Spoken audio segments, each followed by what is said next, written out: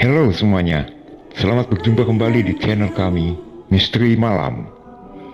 Kali ini saya akan membawakan sebuah kisah misteri dari tulisan Mbah Ngesot dengan judul Kontrakan Angker. Cerita ini akan kami tayangkan secara serial atau bersambung. Agar kalian tidak ketinggalan cerita lanjutannya, jangan lupa like, share, dan subscribe channel kami. Dan klik tanda loncengnya ya. Baiklah, langsung saja kita simak cerita dari Mbah Ngesot ini. Kontrakan Angker bagian pertama, ditinggal sendirian.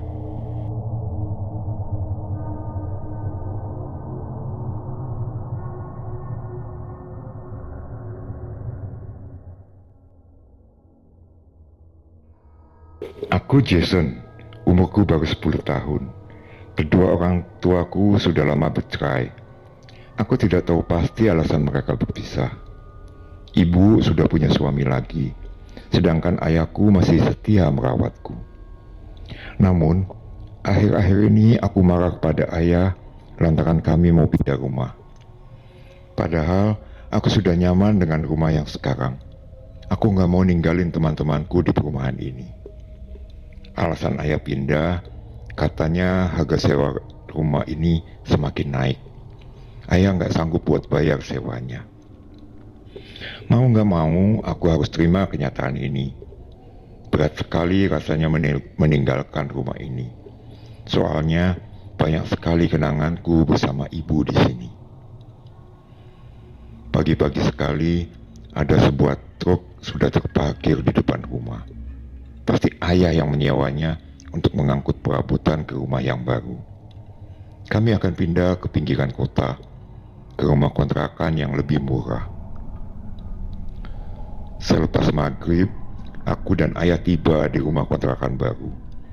Rumah itu tampak usang seperti tidak pernah dihuni selama bertahun-tahun. Di beranda, ada 2 kursi yang terbuat dari kayu. Juga jendela besar bernuansa Betawi. Ayah, serius kita mau tinggal di sini ya? Tanyaku. Iya nak, rumah ini harga sewanya murah. Kita akan tinggal di sini untuk setahun ke depan, jawab ayah. Aku masuk ke dalam rumah itu untuk melihat-lihat. Ternyata di dalamnya tidak seseram yang kubayangkan. Rumah itu sudah ada yang membersihkan. Satu persatu perabotan kami diangkut. Ayah sibuk mengarahkan para pekerja agar hati-hati saat menggotong barang yang mudah pecah. Sementara sedang sibuk, ku jelajahi setiap ruangan di rumah ini. Perhatianku terpikat dengan sebuah kamar dekat dapur. Kamar itu tidak ubahnya seperti sebuah galeri lukisan. Ada banyak lukisan wajah manusia di kamar itu. Sebagian dipajang di dinding, sebagian lagi tergeletak di lantai. Aku tidak tahu milik siapa semua lukisan itu. Wajah di lukisan pun berbeda-beda. Ada perempuan dan juga lelaki. Tapi dapat kupastikan kalau sosok di dalam lukisan itu adalah orang Indonesia semua. Sebab mereka menggunakan pakaian adat dari berbagai daerah. Setelah puas melihat-lihat lukisan itu, aku hendak kembali ke ayah. Tapi tiba-tiba terdengar seseorang bersiul. Segera aku menoleh. Kedua mataku menyoroti lukisan-lukisan itu. Aneh sekali, siapa tadi yang bersiul? Karena takut, buru-buru aku lari keluar kamar. Di ruang tamu, ayah masih sibuk menata perabotan. Aku memberitahunya kalau ada kamar yang penuh dengan lukisan. Dia bilang itu lukisan si pemilik rumah ini, dan aku dilarang menyentuhnya. Tadi ada yang bersiul ya, kataku. Salah dengar kali kamu, jawab ayah sambil sibuk membenarkan posisi lemari. Aku nggak salah dengar ya. Ya, mungkin saja ada burung lewat. jawab ayah sekenanya. Malam-malam begini mana ada burung ya? Jason, daripada kamu ngomongin yang enggak-enggak, lebih baik kamu mandi sana. Aku kesal karena ayah tidak menanggapiku dengan serius. Padahal, jelas-jelas ku dengar ada yang bersiul di kamar itu. Tanpa berkata apa-apa lagi, aku pun pergi ke kamar mandi. Air di rumah ini sangat segar. Kukuyurkan ke seluruh tubuhku. Selama mandi, aku masih penasaran dengan kamar yang penuh lukisan itu. Malam pertama tinggal di rumah baru. Aku tidur di kamar yang dekat dengan ruang tamu. Entah kenapa aku gak bisa tidur. Ku nyalakan televisi dan mencari tayangan film Warkop TKI. Biasanya film komedi itu tayangnya tengah malam. Dan benar saja, film Warkop TKI favoritku sedang tayang. Sesekali aku tertawa melihat Dono yang kocak. Lama-kelamaan, kantuk pun datang. Aku tertidur pulas, sedangkan televisi masih dalam keadaan menyala. Tengah malam, tempat tidurku menyembul ke atas, seperti ada yang menendangnya dari bawah. Setelah aku periksa, tidak ada apa-apa di kolong ranjang. Aku lalu turun dari tempat tidur untuk menghampiri ayah. Kamar ayah ada di paling ujung dekat pintu utama. Jadi aku harus melewati kamar yang penuh dengan lukisan itu untuk sampai ke sana. Langkahku terhenti ketika mendengar suara gemuruh orang yang berbicara di kamar misterius itu. Pelan-pelan aku melangkah, mendekati pintu dan mengintip dari lubang kunci.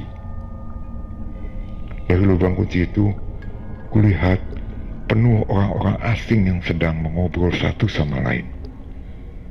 Wajah mereka pucat. Bukan hanya wajahnya, tapi tubuhnya juga terkesan seperti orang mati. Salah satu dari mereka menoleh kepadaku. Buru-buru aku lari ke kamar ayah untuk memberitahunya soal ini. "Ayah!" teriakku. Tapi aku tidak menemukan ayah. Di mana dia? Di atas mejanya, kutemukan secari kertas yang berisi sebuah pesan dari ayah. "Jason, ayah ada urusan mendadak. Jangan keluar rumah selama ayah pergi. Ayah akan segera pulang." Setelah membaca pesan dari ayah, tiba-tiba lampu kamar berkedap-kedip. Aku menelan ludah sendiri. Keramaian di kamar sebelah masih terdengar jelas. Bergegas ku tutup pintu kamar dan mengunci diri di dalam. Aku naik ke atas tempat tidur ayah, lalu menutup tubuhku dengan selimut. Tak lama berselang, ku dengar suara kaki, kerumunan orang di ruang tamu. Mereka masih mengobrol satu sama lain. Siapa orang itu? Wajahku berkeringat. Kedua tanganku bergetar karena takut. Semoga mereka tidak menemukanku di kamar ini. Saat aku mencoba untuk tidur kembali, ada yang mengetuk pintu. Aku tidak mau membukakannya sebelum mendengar itu adalah suara ayah. "Jason, kamu di dalam ya, Nak?"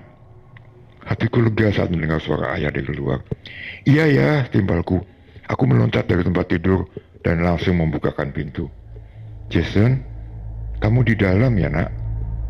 Setelah pintu itu kubuka, aku tidak melihat ayah, tapi suara ayah masih dapat kudengar. "Jason, kamu di dalam ya, Nak?" Suara ayah seakan ada di mana-mana. Aku menoleh ke kanan, dan di sana puluhan orang asing menatapku sambil tersenyum lebar. Itu senyum yang aneh. Bibir mereka tersungging sampai ke telinga. Aku menjerit, lalu mengunci diri di dalam kamar ayah kembali. Demikianlah cerita di bagian pertama dari cerita bersambung Kontrakan Angker. Jangan lupa ikutin cerita selanjutnya Dan untuk itu, klik subscribe dan tanda loncengnya agar kalian tidak ketinggalan cerita selanjutnya. Terima kasih dan bye-bye.